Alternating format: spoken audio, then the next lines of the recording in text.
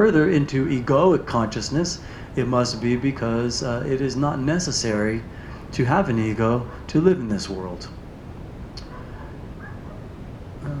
Let's see.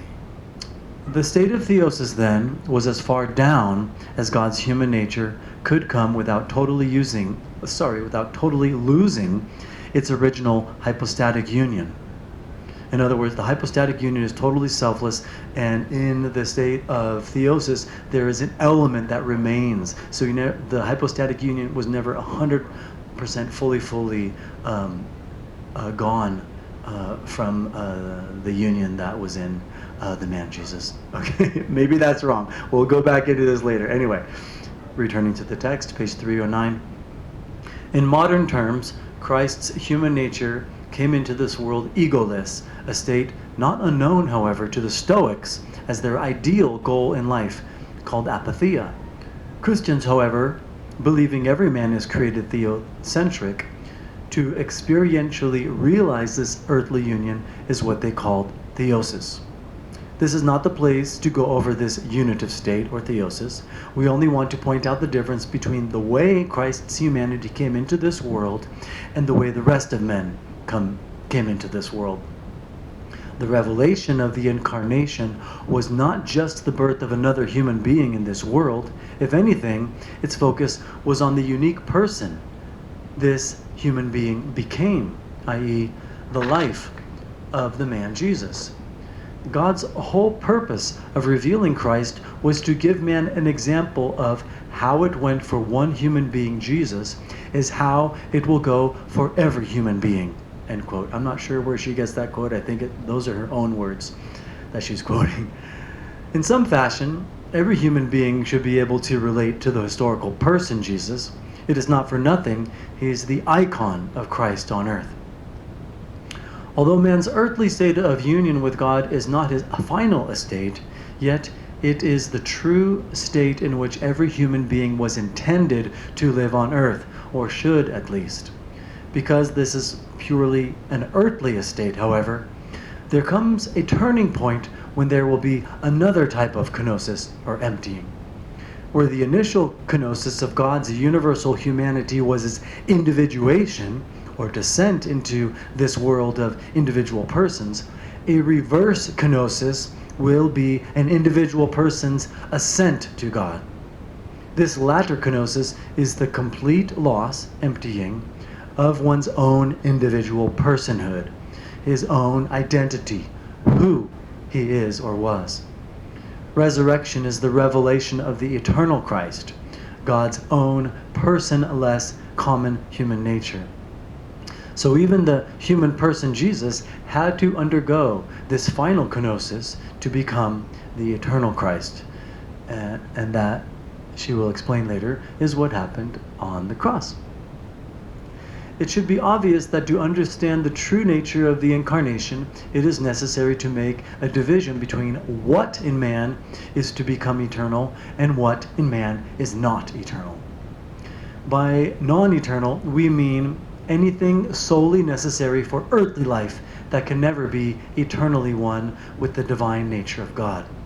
Thus, God is not eternally united to one's personality or temperament, to his genes and their variations, race, appearance, gender, characteristics, etc. Whatever goes into making one human being different from another are the non-essential properties of human nature. While these may be necessary for earthly existence, in God's eternal life, however, these do not exist. They are not and never were the essence of man's human nature.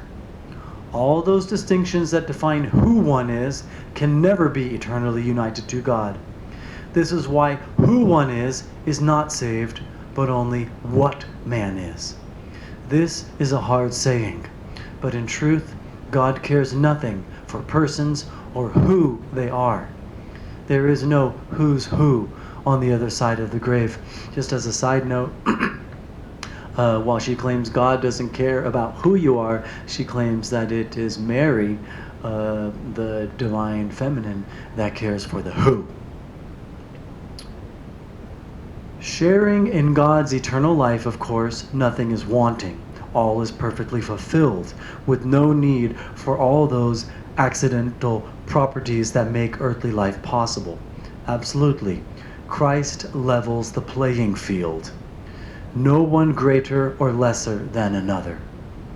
After throwing out every distinction, what is left is every human being's bare essential nature, created and transformed by God.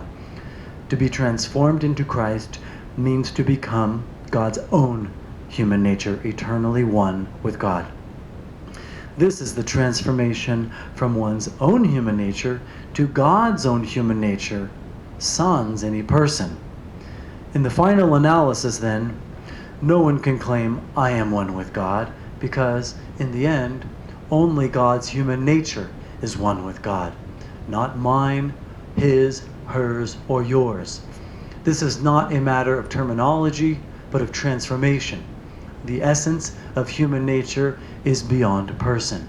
In the Trinity, there is no place for any person, divine or human. So here's a question for you. That's the end of the chapter, page 311. What is there left as our essence after all accidental properties, including genes, have been removed? And so, just to conclude, I am not one with God, you are not one with God, only Christ is one with God. And part of me wants to go into this and try to explain it and all of that, but part of me's shy and insecure, and even though I've read this book dozens, I think, of times, at least a dozen, I'm going to wait until done reading.